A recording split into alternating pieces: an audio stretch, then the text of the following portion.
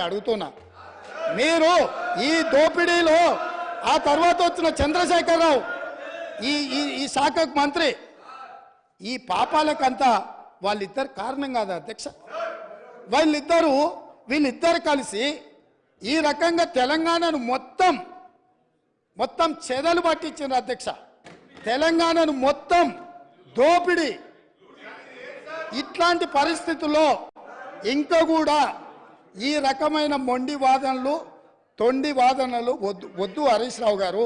జరిగిన తప్పులు సరే, విజిలెన్స్ అండ్ ఎన్ఫోర్స్మెంట్ నివేదికిస్తే వాళ్ళని తిడుతుంది, కాగ్ నివేదికిస్తే వాళ్ళను ఆరోపణ చేస్తుంది, వాస్తవాలను చెప్తే మా మీద దాడి చేస్తుంది. మరి మీరు నియమించుకున్న అధికారులు ఇచ్చిన నివేదికని ఇది కూడా తప్పుడు నివేదికనే అధ్యక్ష? ఇది కూడా తప్పుడు నివేదికనే అంటాడా? అంటే ఎటు పోతున్నాము అధ్యక్ష? మనము ఎక్కడికి వెళ్తున్నాము? ఏం చర్చ జరుగుతుంది అధ్యక్ష?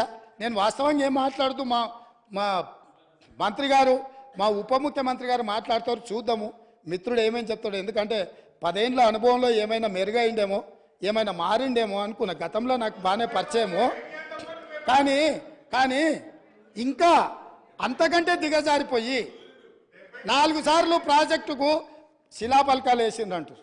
మంచిదే, ఫస్ట్ ప్రాణహితనే ఉండే, చేవెళ్ళ చెల్లమ్మ అడిగితే చేవెళ్ళ దగ్గరకు వచ్చింది. శిలాపలకం వేయొద్దా? ఇవాళ వారి పక్కనే ఉంది కదా చేవెళ్ళ చెల్లమ్మ. ఎందుకు ఆ అక్క కూడా చెప్తలేదు హరీష్ నువ్వు మాట్లాడేది తప్పని?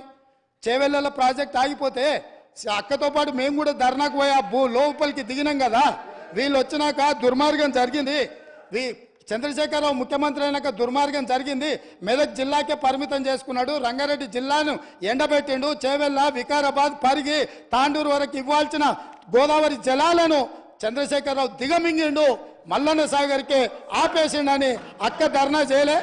తమరు కూడా వచ్చింది కదా అధ్యక్ష.